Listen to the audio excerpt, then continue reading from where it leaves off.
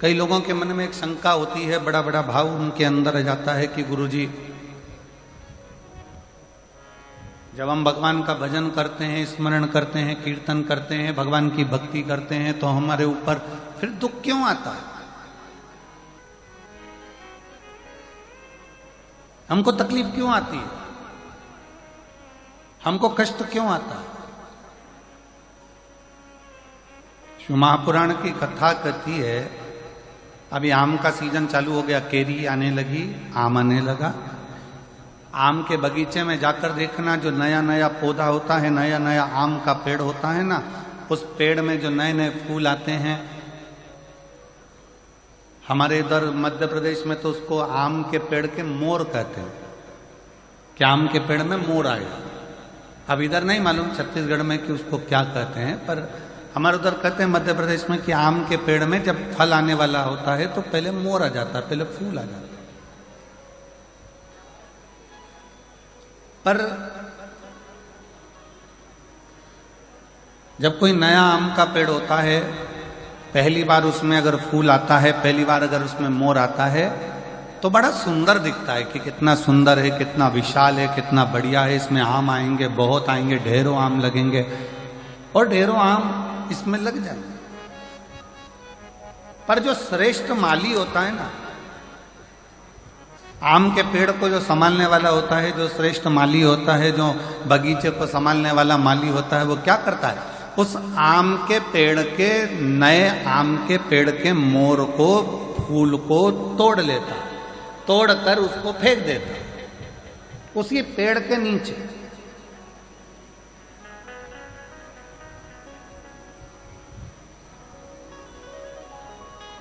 और दुनिया के लोगों को लगा कि इतना बढ़िया आम का पेड़ है, उसमें इतने सारे मोर भी लगे, इतने सारे फूल भी लगे और इतनी सारी केरियां आएंगी, इतने सारे आम लगेंगे। परंतु गजब करा माली ने, बगीचे के माली ने तो तोड़ा फूल को, मोर को और पेड़ के नीचे डाल दिया। कई लोगों को गुस्सा भी आया, कई लोगों को लगा भी सरी कि ये क्या करा, बताओ, आम का पेड़ में इतने सारे मोर लगे थे, इतने सारे फूल लग रहे थे, और उसने तोड़कर सब नीचे पटक दिया, उसको कुचल दिया, बेकार कर दिया। पर जो समझदार था, जिसकी चित्तवृत्ति में समझदारी थी, उसने माली को धन्यवाद दिया कि वारे माली, तूने अच्छा करा, जो पहली बार नए वृक्ष में जो मोर आए थे, फूल आए थे, उसको तोड़कर तूने कीचड़ में डाल दिया, पेड़ की जड़ में डाल दिया। क्यों?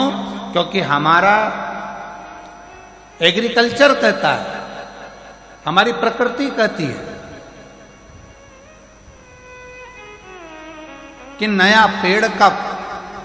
फूल, आम के बगीचे में लगे नए पेड़ के अगर मोर को, फूल को तोड़कर फेंक दिया जाए, तो दूसरी बार जो फूल आते हैं और दूसरी बार जो फल आते हैं वो अपार आते हैं, जिसको गिना भी नहीं जा सकता। इतनी कृपा के साथ में उसमें आम लगना चालू हो जाते हैं, उसमें फूल लगना प्रारंभ हो जाते हैं।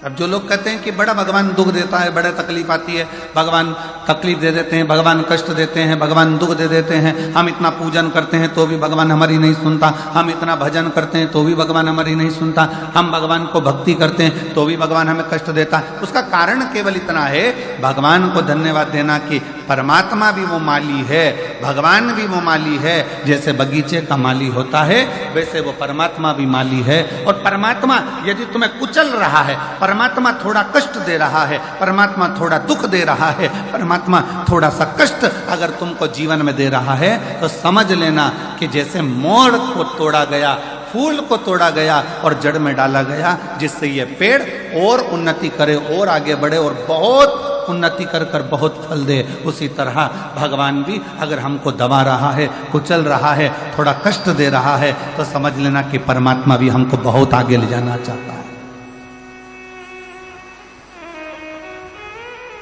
समझ लेना, परमात्मा भी हमको बहुत आगे तक लेकर जाना चाहता है, परमात्मा हमको बहुत दूर तक लेकर जाना चाहता है, परमात्मा हमको बहुत अग्रणता में लेकर जाना चाहता है।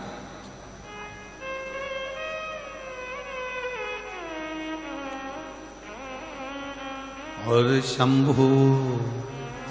शरणे मांगू घड़ी रे दुख काटो, दया करीन दर्शन आपो, शंभु शरण पड़ी मांगू घड़ी रे घड़ी दुख काटो, दया करीन दर्शन आपो, शंभु शरणे पड़ी मांगू घड़ी रे घड़ी दुख काटो, दया करीन दर्शन आपो,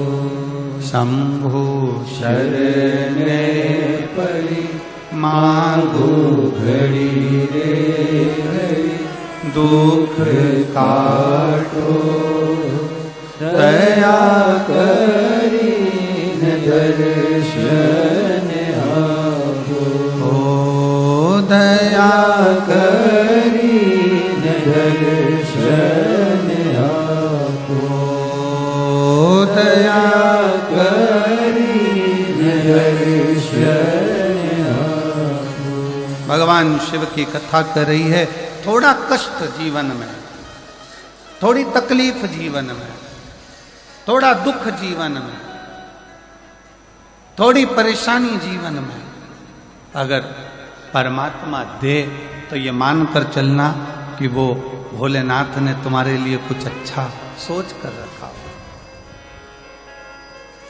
कुछ अच्छा विचार कर रखा हो, कुछ अच्छा सोच लिया होगा, कुछ अच्छा विचार कर लिया होगा, कुछ अच्छा अपने मन में धारण कर रखा होगा जो आज प्राप्त हुआ है। और बहुत बहुत मैं जशपुर के सभी